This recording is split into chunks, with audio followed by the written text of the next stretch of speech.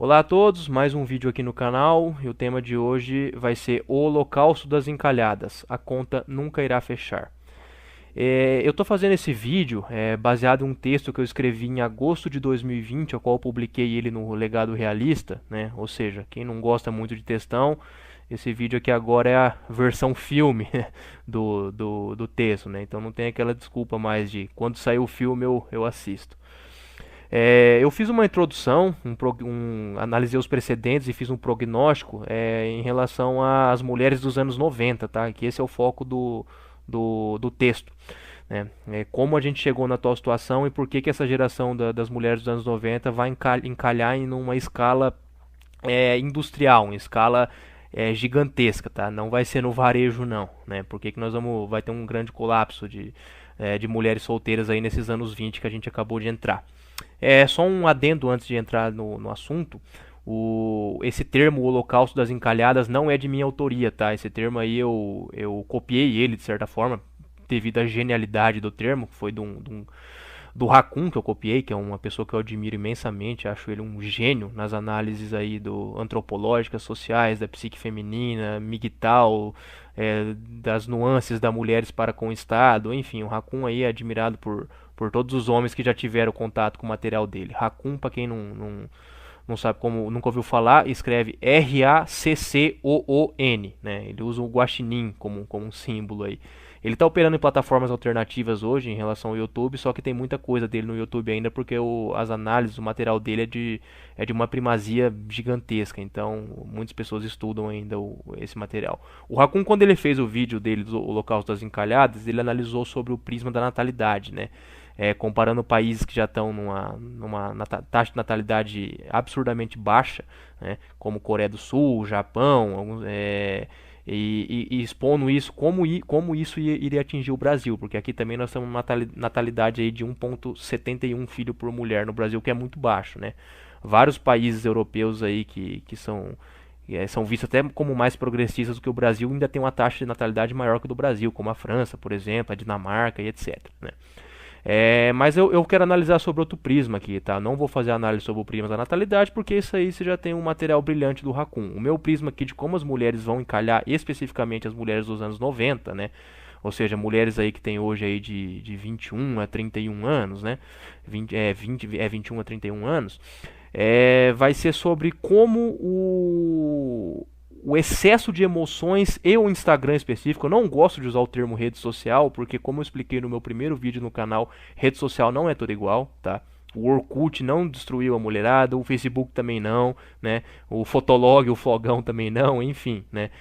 O TikTok eu quero analisar em outro momento, porque eu acho que é mais para a geração anos 2000, enfim. Também acho que o TikTok chegou um pouco atrasado já nessa gigantesca bolha que se formou, mas isso é tema para outro vídeo. Então, rapidamente fazendo um precedente aí, um paralelo, se você olhar hoje as mulheres que estão encalhadas depois dos 30, são as mulheres dos anos 80, né?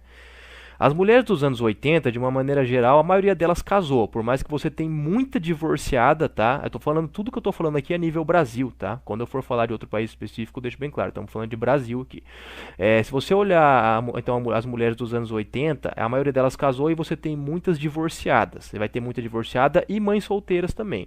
Mas de uma maneira geral, né, generalizando, vamos colocar assim, que não teve tanta mulher encalhada nos anos 80 igual o pessoal acha que tem, né? Repito, tem muita mulher divorciada nos anos 80.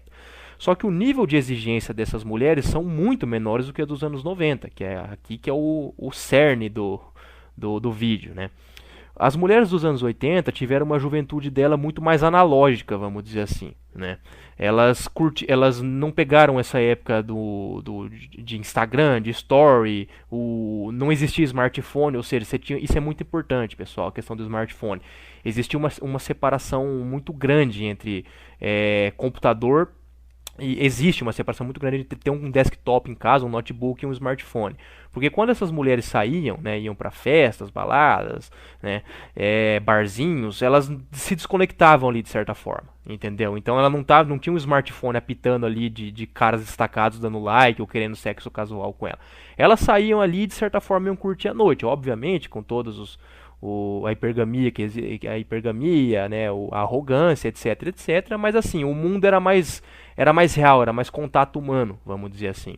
Então, essas mulheres elas não encalharam justamente porque elas não pegaram esse excesso de emoções. Não era muito fácil, mas mesmo que a mulher fosse muito bonita, em 2010, por exemplo, uma mulher que nasceu em 85, em 2010 já está no auge dos 25 anos.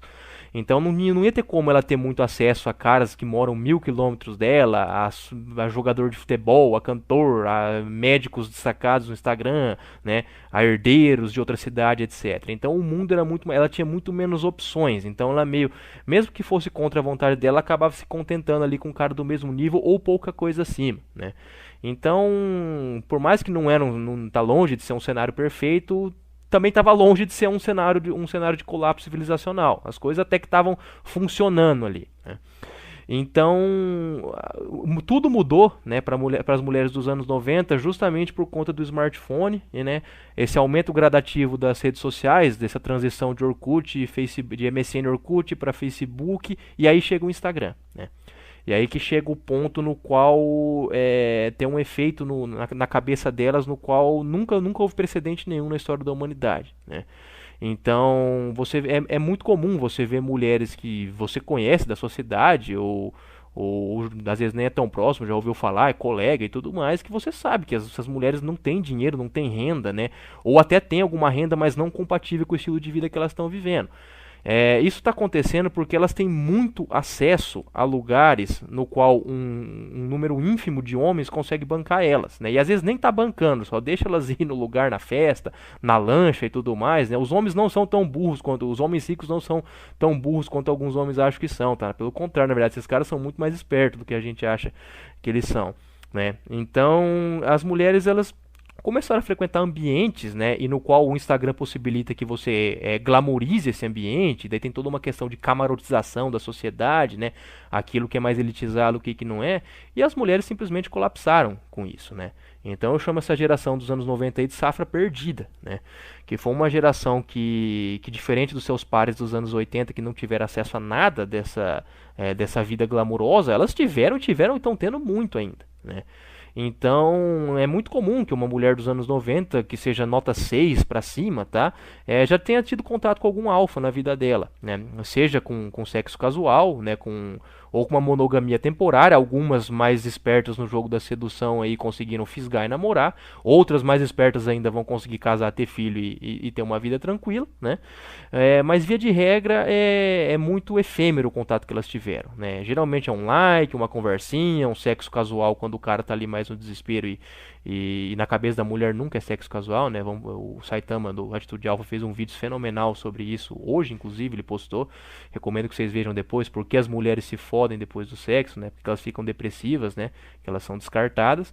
Mas enfim, toda mulher hoje praticamente já teve alguma relação, desde que seja uma conversa mais quente ou geralmente acaba sendo um sexo casual temporário aí, né, com algum cara mais alfa e elas ficam marcadas por isso, tá? Elas a partir do momento disso, o lúdico delas, né, fica marcado por isso, porque elas estão vendo, né, as poucas sortudas que conseguiram fisgar o marido rico, o marido dos sonhos, e no Instagram, né, casamento nas Maldivas, perdão, lua de mel nas Maldivas, casamento em São Miguel dos Milagres, Alagoas, férias em Aspen, no Colorado ou na Suíça para esquiar, né?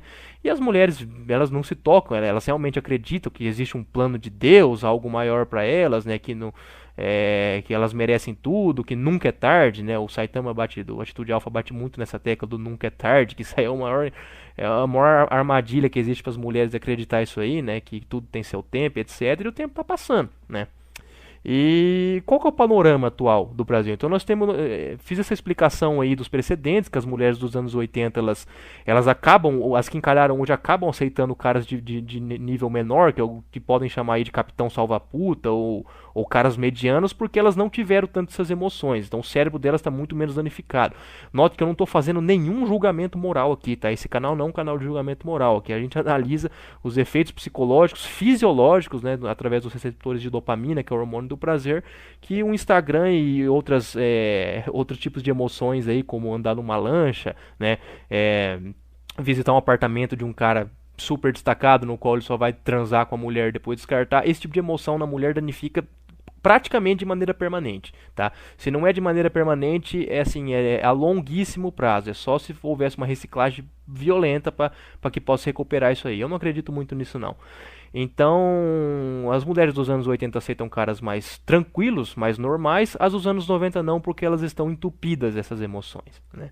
Só que elas não se tocaram, elas acreditam, quando esses caras transam com ela e descartam, elas acreditam que isso é fruto do, não é pra ser, não é pra ser, o que é meu Deus tá guardando. As mulheres gostam muito de apelar, né, pra Deus, pro misticismo, pro orientalismo, né, pra pra astrologia, enfim, né, e diversos outros xamanismo, né, pra achar que vai encontrar o cara perfeito. Só se hoje é domingo, é só vocês verem o que é o domingo à noite no Instagram da mulherada solteira. Só frasezinha de sofisma, né, reflexão, essas porcariadas toda aí que algumas blogueiras postam aí.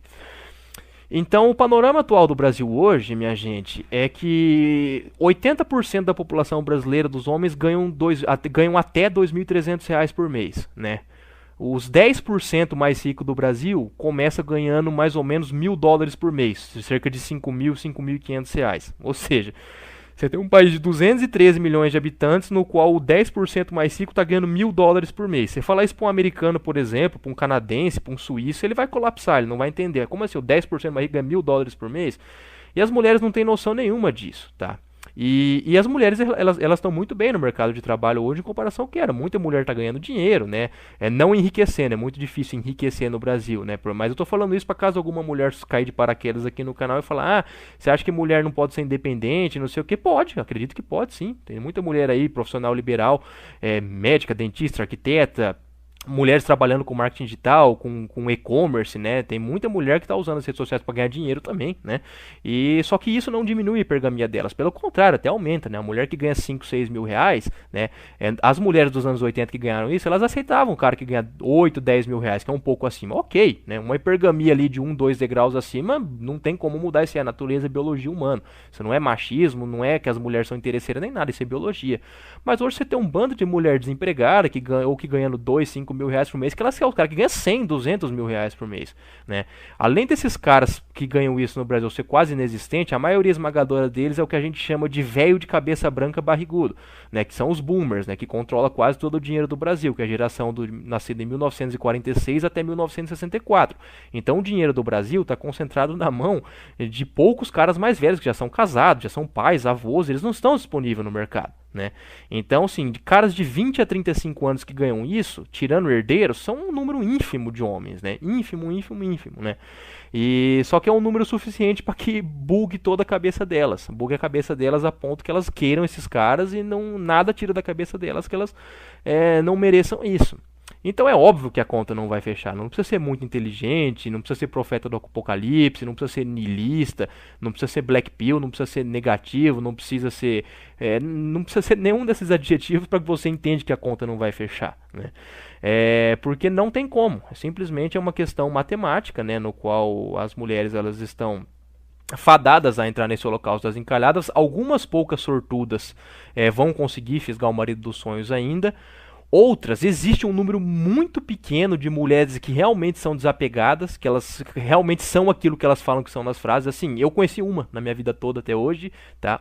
Eu conheci uma que realmente, praticamente tudo, uma de centenas, milhares de pessoas que eu já conheci ao longo da vida. Eu conheci uma mulher até hoje só que é realmente desapegada, só que ela tem 25 anos ainda, né?